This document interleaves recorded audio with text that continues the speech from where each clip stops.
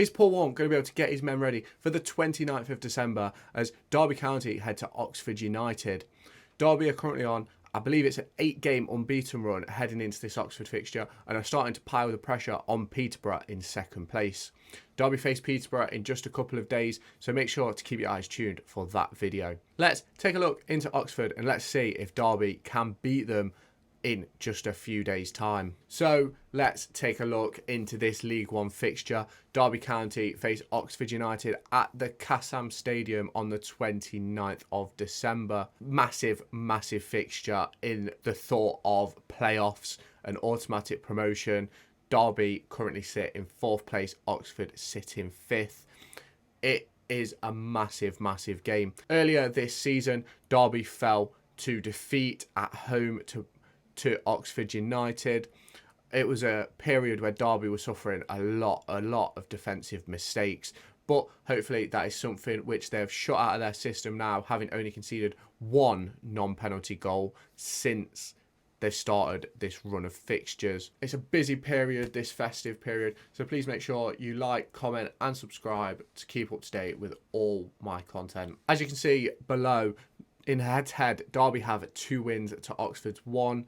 Both of Derby's wins came last season. A 1-0 win at the start of the season, and I believe it was 3-2 later on in the season where Louis Sibley scored twice. And as you can see here, Derby suffered a 2-1 defeat earlier on this season at Pride Park. Shall we take a look at the recent form of both sides? Oxford United recently changed their manager, not by choice. Liam Manning chose to move on to Bristol City.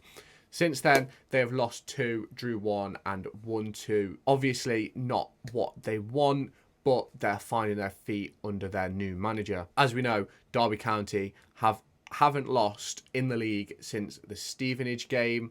The only game they have lost is Crewe Alexandra in the FA Cup replay, but they have drew against Wycombe Wanderers. They could be on a run of 8 straight league wins if it wasn't for that late penalty which Joe Ward gave away.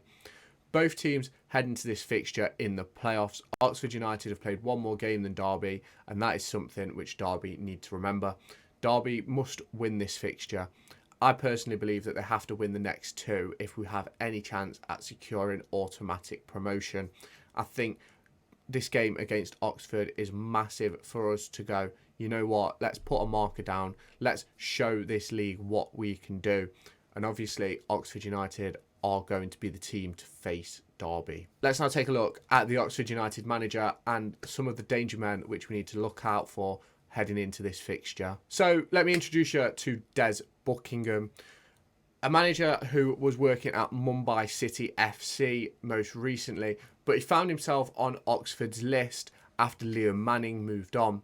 Since joining Oxford, he has managed 8 matches, winning 3, losing 3 and drawing 2. Obviously not what Oxford would have wanted, considering that they were in second place and starting to pull away a little bit when Liam Manning left. Obviously, that hasn't continued, and that is something which Derby are going to look to stop as well. Obviously, Des Buckingham is still getting his feet under the table at Oxford United, but he's known there, he's been there previously, so will he be able to turn them around? Will he be able to get up that win percentage and get them fighting again for the top end of promotion? I don't know. I'm waiting to see, but we will soon find out, won't we? Obviously, he will know that it is a massive fixture on the 29th, as will everybody at Oxford and everybody at Derby. We've got to make sure that both teams put their best performance on. Let's now take a look at the danger men for Oxford United. So, rumoured target of Derby County, Ruben Rodriguez, is their top goal scorer. But as you can see, Gregory Lee has just 1 less with 5, and Cameron Brannigan also has 5. Cameron Brannigan is a player whose name gets bandied about quite a lot with championship moves, even moves to higher League One teams, but he hasn't yet made that move. He's a player who I'm interested to see how he continues to develop in his career. As you can see, Stanley Mills and Tyler Goodrum also are on the assist charts. You can see there with goals and assists, Cameron Brannigan, Ruben Rodriguez and Tyler Goodrum all showing up again. 3 key men which Derby need to shut down. Obviously, Derby head into this game off the back of brilliant form, but that won't stop Oxford United from wanting to continue and build on their recent results. Oxford United have a good team which was built solidly by Liam Manning in the summer.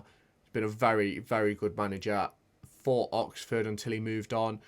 I personally felt that moving on maybe wasn't the right choice for Liam Manning, but hopefully he can show us all what he's capable of at Bristol City.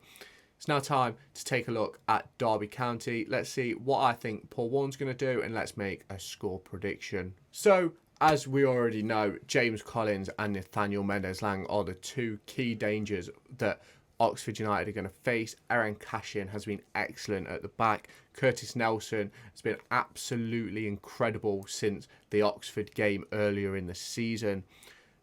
He struggled to find form early on, but ever since he hit his stride, he has been absolutely incredible. Don't think any of the Derby fans will fault him, and I personally think him, Ryan Nyambe, and Kane Wilson are our best three signings.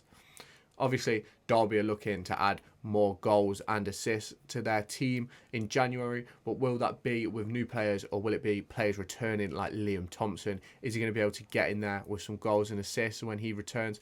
I'm not quite sure. Paul Warne will know. He was excellent earlier this season, especially in that game against Peterborough United away from home. Derby obviously head into this game, and there was a few slight injury worries. Obviously, Sonny Bradley had to come off after a facial injury earlier in the Wigan game. Obviously, he'd come on to shore up the back four, gets hit in the face, and then has to come off. He'd only been on just a few minutes, but that is something which Derby will be looking at as the week progresses. Obviously, Derby is still without Martin Waghorn, Connor Washington and Corey Smith.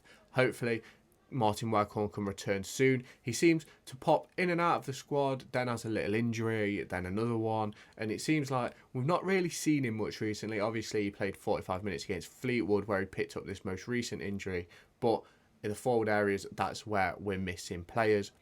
Corey Smith, his injury is less noticeable with obviously the likes of Louis Sibley, Tyrese Forner around, and obviously that front three of Wilson, Barkhuizen and Mendez-Laing can interchange and have a 10 and then Bird and Hourihane behind. So obviously we're missing Corey Smith, but do we need him at the moment? I'm not quite sure. I think we're performing quite well. Having Liam Thompson back is going to be mega important because he had so much energy earlier on in the season. Let's now get into team and score predictions. I'm a bit worried about this game. I think Oxford United are turning around their form after the recent change of manager. I believe they've won their last two, as we saw earlier. So I think this is a game which Derby need to show their best foot forward. I personally think that we'll stick with a similar lineup to the one that played at Wigan Athletic. Maybe Forner will come in and we'll go a little bit tighter in midfield instead of having that roaming three of Barkhuizen, Mendez-Laing and Wilson. But I'm not 100% sure. We need to make the most of Ryan Nyambe as he's going away soon. So I personally think that we'll line up with a 4-3-3 of Wildsmith in goal, Nyambe at right back, Nelson and Cashin centre halves, Forsyth left back, a midfield three of Hourihane, Bird and Forner, and then a front three of Barkhuizen, Collins and Mendez-Laing.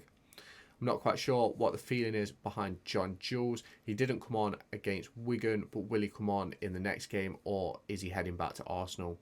Let's see what's happening and we'll see after the January transfer window. So yeah, I'll catch you after the Oxford game for an Oxford United review and I'll see you then. Make sure to go and find me on TikTok, pictured here, and Twitter, pictured here. These are the places where I'll keep you all up to date with all my upcoming videos and my thoughts and feelings around the Formula 1 and football weekend.